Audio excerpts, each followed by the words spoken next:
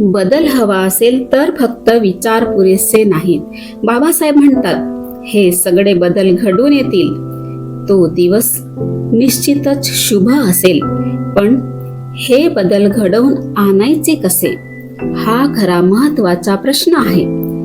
ते सांगतात, समाजातील काही अन्याय असे असतात की ते दूर करण्यासाठी केवळ उपदेश पुरेसा नसतो. काही ठिकाणी कायद्याचीही गरज असते. मात्र त्या काळी इंग्रज सरकारची भूमिका वेगळी होती. जात आणि धार्मिक रूढींमध्ये सरकारने कायद्याने हस्तक्षेप करू नये अशी त्यांची भूमिका होती. याच संदर्भात बाबासाहेब स्वराज्याचा विषय मांडतात.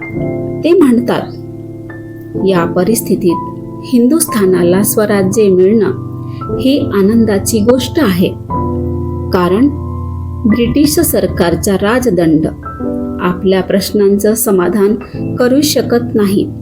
मात्र अस्पृश्य समाजातील काही लोकांना स्वराज्याची भीती वाटते.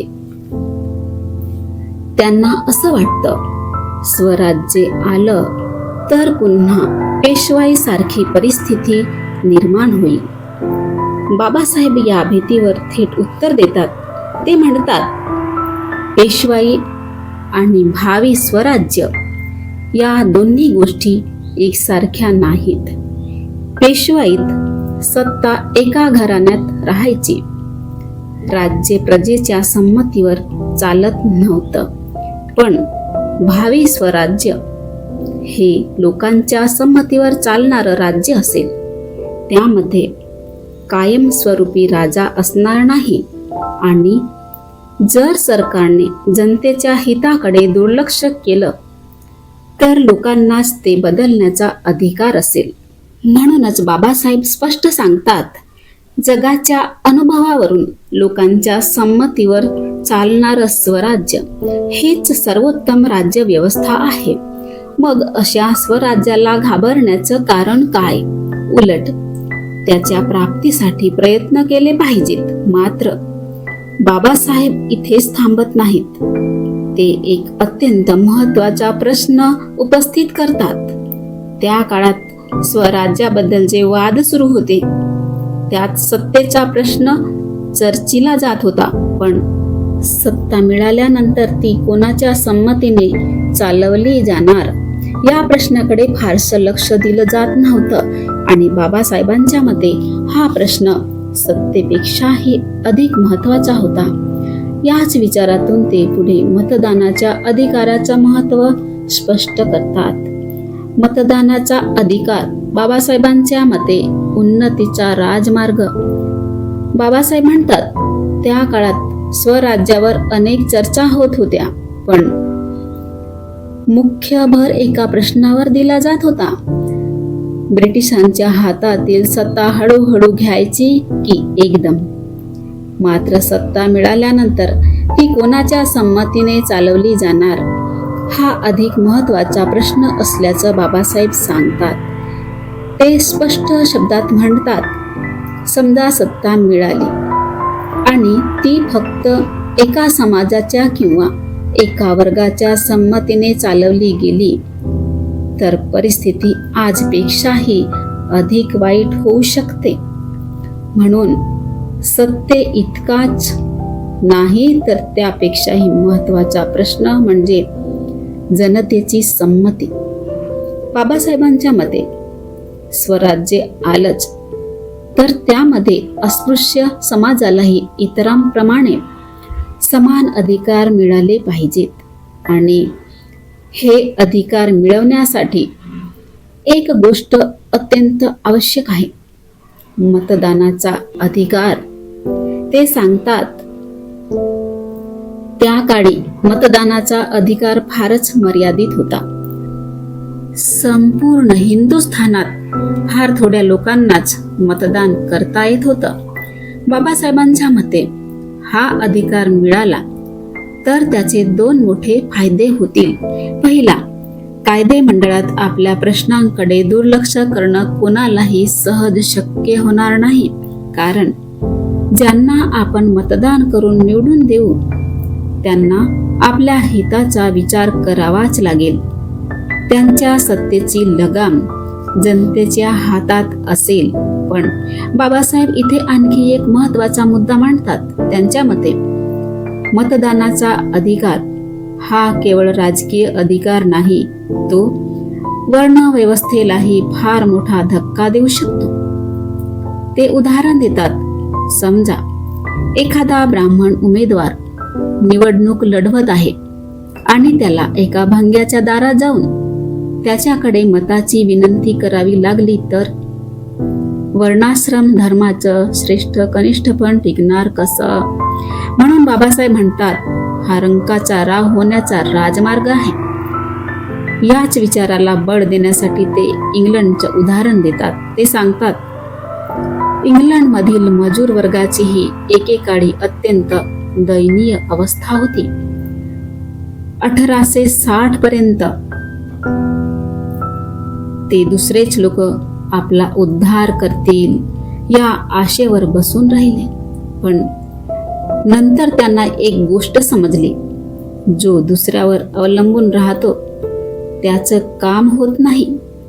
म्हणून त्यांनी ठरवलं आपला उद्धार आपणच करायचा आणि त्यासाठी त्यांनी सर्वाधिक महत्त्व दिलं मतदानाच्या अधिकाराला. तो अधिकार मिळवण्यासाठी त्यांनी सातत्याने प्रयत्न केले. शेवटी त्यांना यश मिळालं आणि त्यानंतर ते स्वतःच्या मताप्रमाणे सामाजिक, राजकीय आणि आर्थिक सुधारणा घडवून आणू शकले. याच उदाहरणातून बाबासाहेब आपल्या समाजाला हे संदेश देतात. जर आपणही तसाच प्रयत्न केला तर आपली उन्नतीही निश्चितच होऊ शकते. पण मतदानाचा अधिकार मिळवणं इतकंच पुरेसे नाही. यशासाठी आणखी एक गोष्ट गरजेची आहे आणि ती म्हणजे संघटना. केवळ विचार मांडून परिवर्तन होत नाही. बाबासाहेब पुढे म्हणतात, आपण आपल्या ध्येय मार्गाची तत्वे मांडतो, हे आवश्यक आहे. पण केवळ तत्वे सांगितली म्हणून कार्य पूर्ण होत नाही. अनेकदा एखादा अन्याय घडला की लोक लगेच तत्वावर चर्चा करू लागतात. ते म्हणतात, आम्ही माणसं नाही का? कुत्री मांजरे आमच्यापेक्षा श्रेष्ठ आहेत का?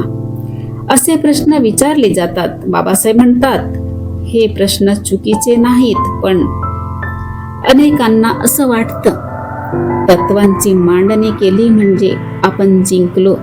मात्र हा एक भ्रम आहे. कारण केवळ तत्व मांडलं म्हणून समाज आपोआप बदलत नाही. त्या तत्वांचा प्रत्यक्ष परिणाम घडवून आणावा लागतो आणि तो परिणाम घडवून आणण्यासाठी फक्त विचार पुरेसे नसतात. मजबूत संघटना आवश्यक असते.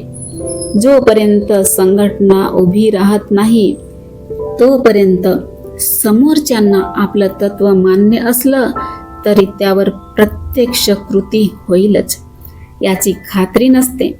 बाबासाहेब म्हणतात, तत्वे फक्त पुस्तकात राहतात आणि आपल्या मागण्या अरण्यात दिलेल्या हाकेसारख्या दुर्लक्षित राहतात. ते पुढे एक सुंदर उदाहरण देतात. जसा रथ चालवण्यासाठी सारथी लागतो तसंच तत्वांना यश मिळवून देण्यासाठी संघटना लागते. याच कारणामुळे बाबासाहेब अस्पृश्य समाजासाठी एक व्यापक, सक्षम आणि सर्वांना एकत्र आणणारी संस्था उभी करण्याचं आवाहन करतात. ते सांगतात, अशी संस्था निर्माण झाली तर दोन मोठी कामं होतील. पहिलं, समाजाच्या सार्वजनिक कामासाठी आवश्यक असलेला निधी सहज उभा राहील. काही लोक म्हणतात, आपला समाज गरीब आहे, मग एवढं मोठं काम कसं होणार? यावर बाबासाहेब उत्तर देतात, गरिबी ही एका व्यक्तीची अडचण असू शकते पण संपूर्ण समाजाची नाही. ते म्हणतात, थेंबे थेंबे तळे साचे. आपला समाज संख्येने मोठा आहे जर लाखो लोकांपैकी फक्त 2 लाख लोकांनी दरवर्षी 8 आणे दिले तर 1 लाख रुपयांचा निधी उभा राहू शकतो. आणि असा निधी दरवर्षी जमा होत गेला तर समाजाच्या उन्नतीला वेळ लागणार नाही. पण हे शक्य होण्यासाठी एक जबाबदार मध्यवर्ती संस्था असणं अत्यावश्यक आहे. अशी संस्था फक्त निधीच गोळा करणार नाही तर समाजाचं धोरण ठरवेल आणि ते सर्वांसमोर मांडेल. याच ठिकाणी बाबासाहेब समाजातील आणखी एका समस्येकडे लक्ष वेधतात. प्रत्येक जण स्वतःच पुढारी होण्याचा प्रयत्न करतो आणि त्यातून समाजाचं नुकसान कसं होतं हे ते पुढे स्पष्ट करतात.